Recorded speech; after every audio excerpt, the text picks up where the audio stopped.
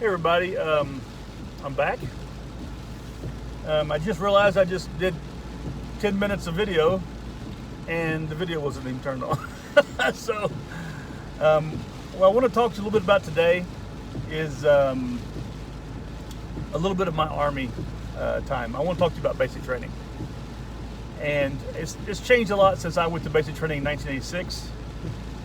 And it changed a lot from when my father did it 20 years before, or less than 20 years before, because I went to basic training when I was 17 years old on a split option. I went to South Carolina, Fort Jackson.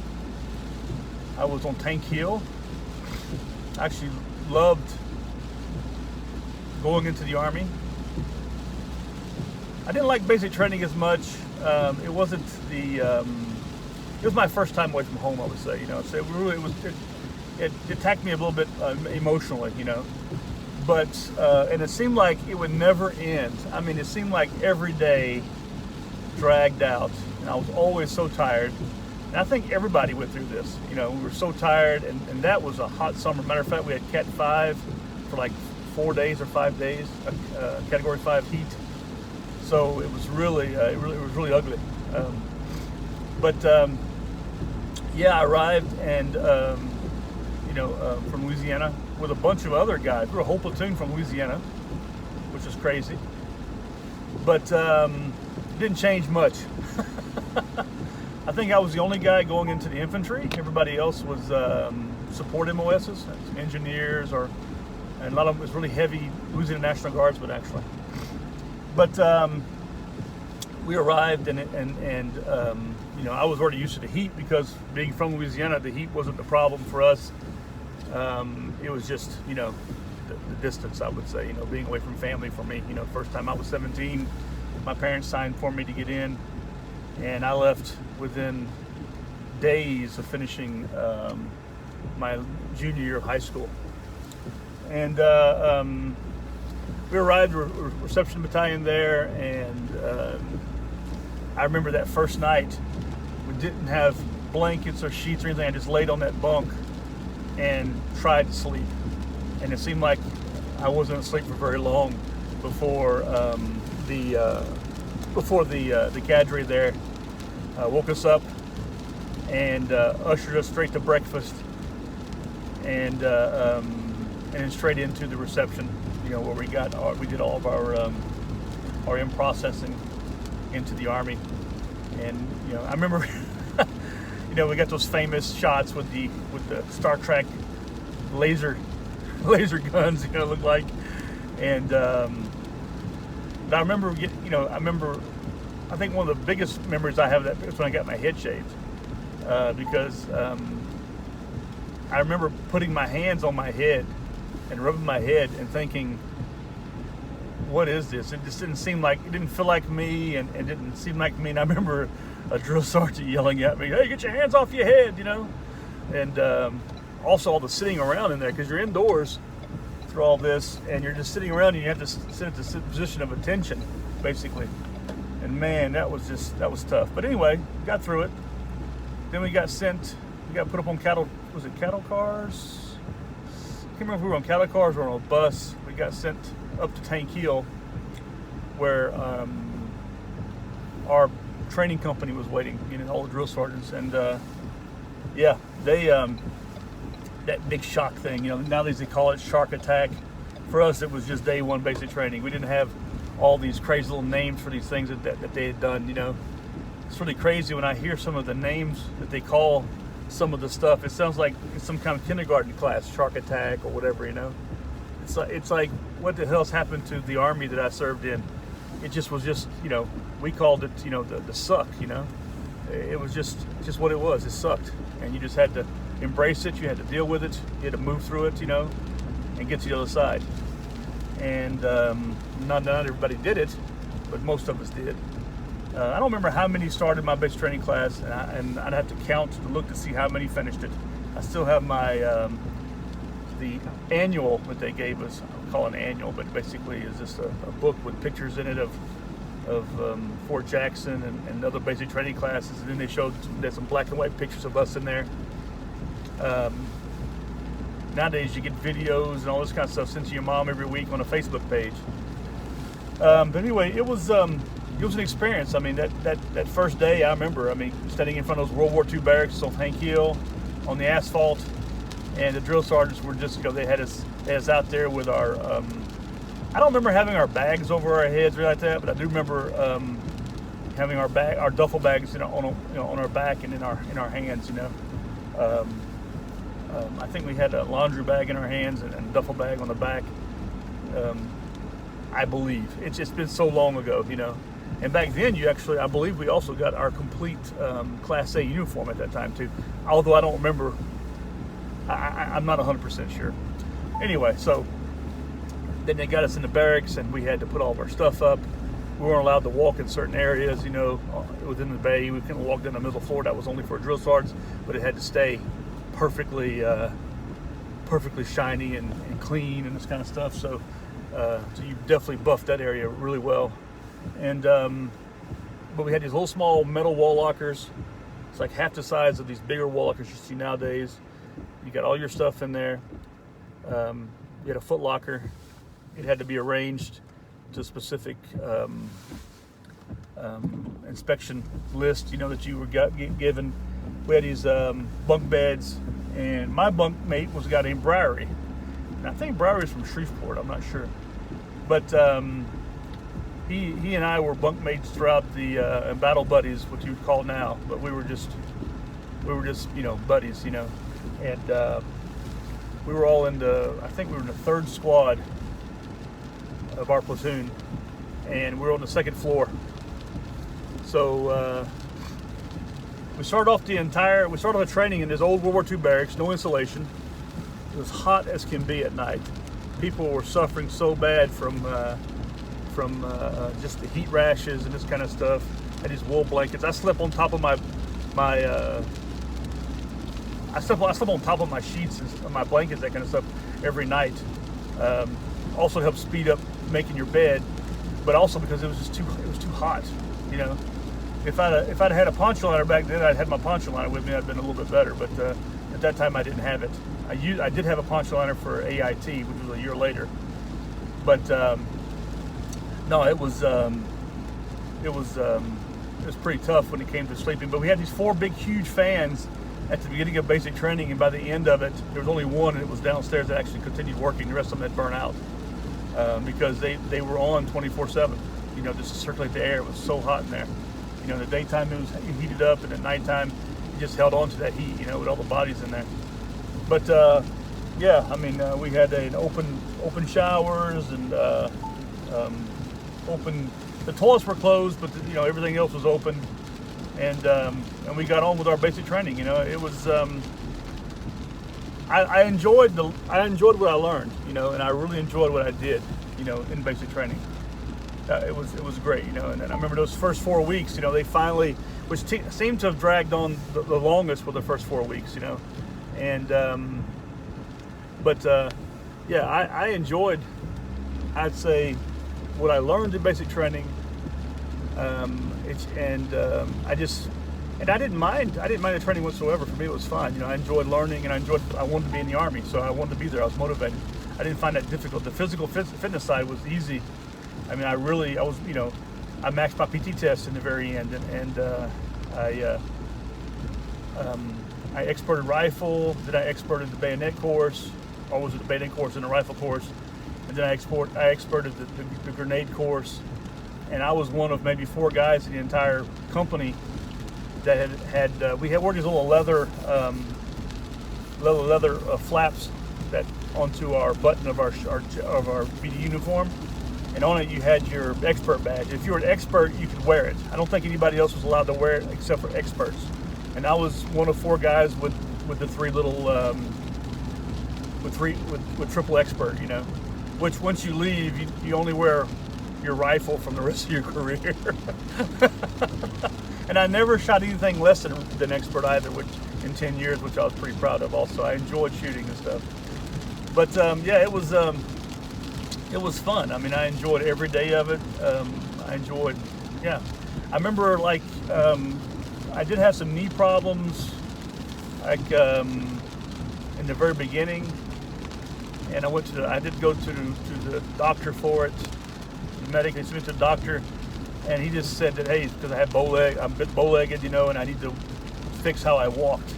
So I did that, and then I did miss a couple of little road marches out into the ranges. I did KP, but then I got caught back up, and then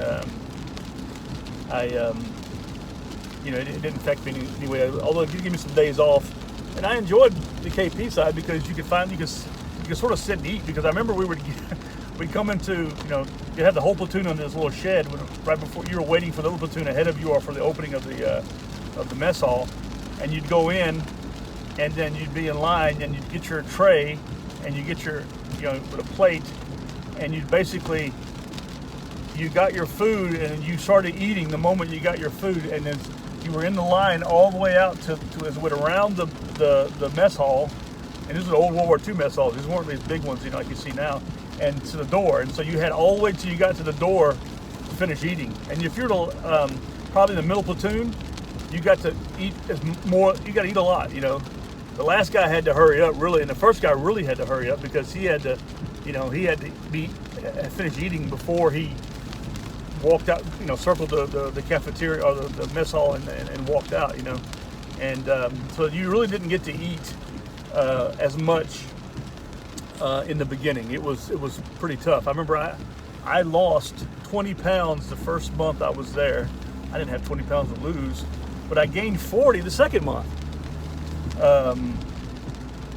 Because then they would allow us to eat. They allow us to sit and eat, and your body started developing your muscles better. Because I was skinny as a weed when I arrived there. I was so thin. Oh my gosh. But it was good. I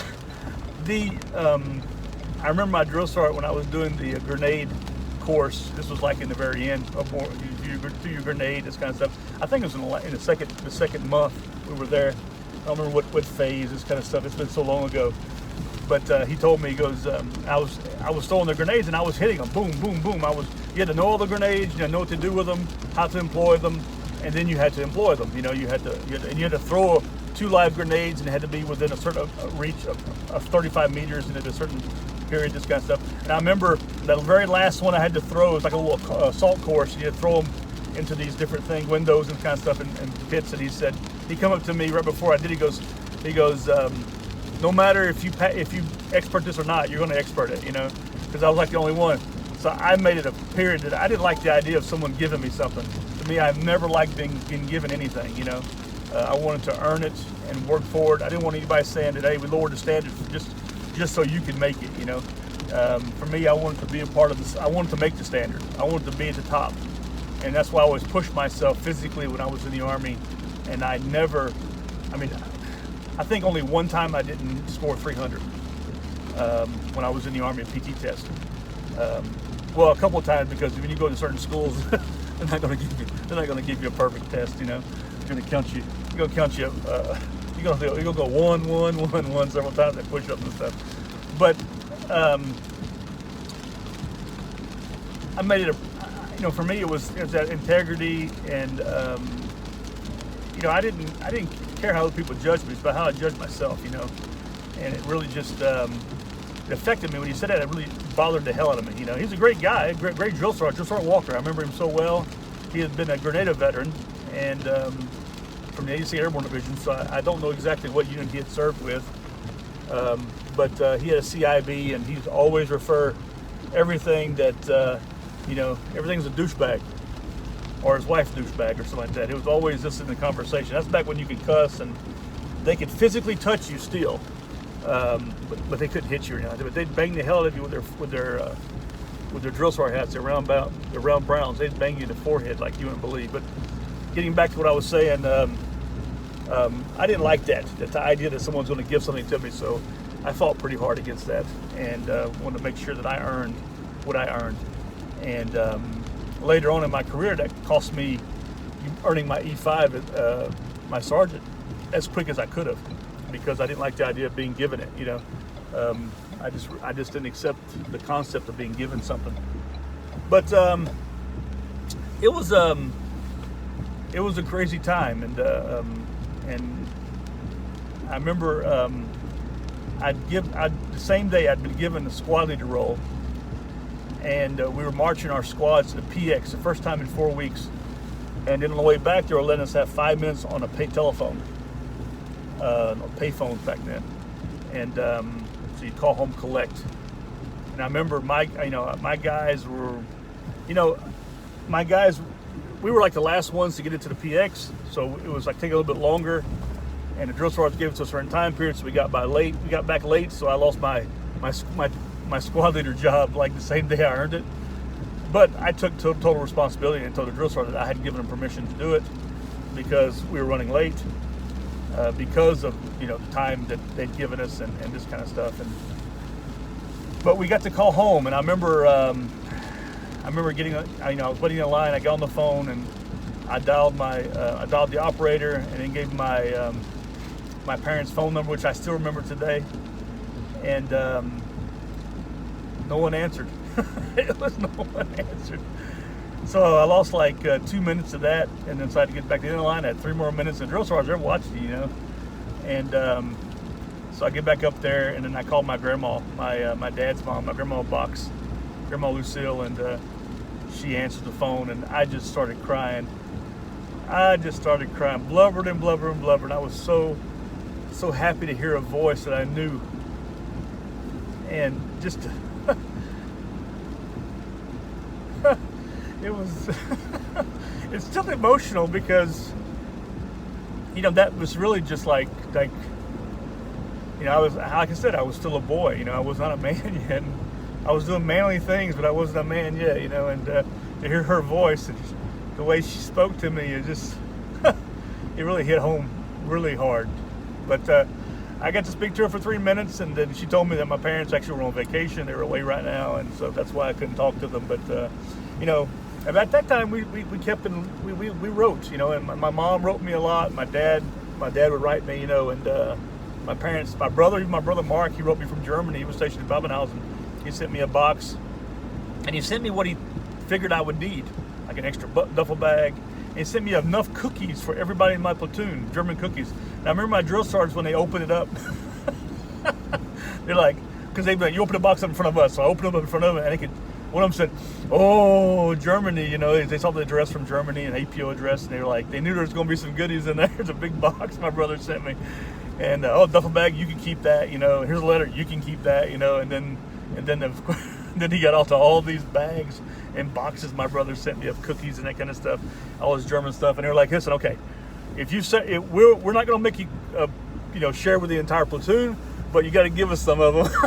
So I sit there, and with my drill sergeants, we ate that whole bag of cookies, German cookies. They were so like, they were so funny. But I got to enjoy, a lot of the cookies. Actually, I was like almost too many of them. I wasn't even able to eat as much as I like to. But even though the drill sergeant did what they did, you appreciate that, and you understand it as you get on when you're in your life and your career. These kind of things, you understand a lot more. And I know they didn't do it everybody, but they I remember my senior drill sergeant the first day. He was saying, you know what, you're going to go through a lot of shit here. You're going to go through a lot of stuff, and it's going to be tough for you. But I want you to remember this right here. This is serious stuff. It's a bit of a game, but it's serious stuff. And he was straight out honest with us. We're going to tell you things you're going to hate, you're going to get pissed off at, you're going to be angry about. So just don't be stupid and say something out loud in front of everybody. In your brain, say fuck it. And I remember I got in trouble my last week I was there, and I got pulled into the drill sergeant's office, and they were telling me they're going to kick me out, all this kind of stuff. And all it was because I told a guy a joke, and it's a stupid joke. It was the last week. He was from another platoon. He took it really bad. He went and told his drill sergeants that I'd sexually harassed him. And I'll tell you a joke in a minute, okay? It's a stupid joke. I was with my buddy Briary at the table. We were eating. We had time we could talk and this kind of stuff. But it was a stupid joke, and this guy took it really weird. And I found out later why he took it weird is because he was gay, and he ended up quitting the Army. He said he was gay, and he got out of the Army. I feel bad for the guy. but he should have taken it as a joke, was what it was. And for him, he took it seriously, which was stupid. We were in the Army, you know. If you couldn't take the first 2 months a joke serious, a joke as a joke, how are you going to carry out a whole career doing that? You know, you're going to have to let go, move on, forget these things. You know, stop being whatever it is you are when it comes to negativity, and be positive about everything, no matter what your situation is. You know.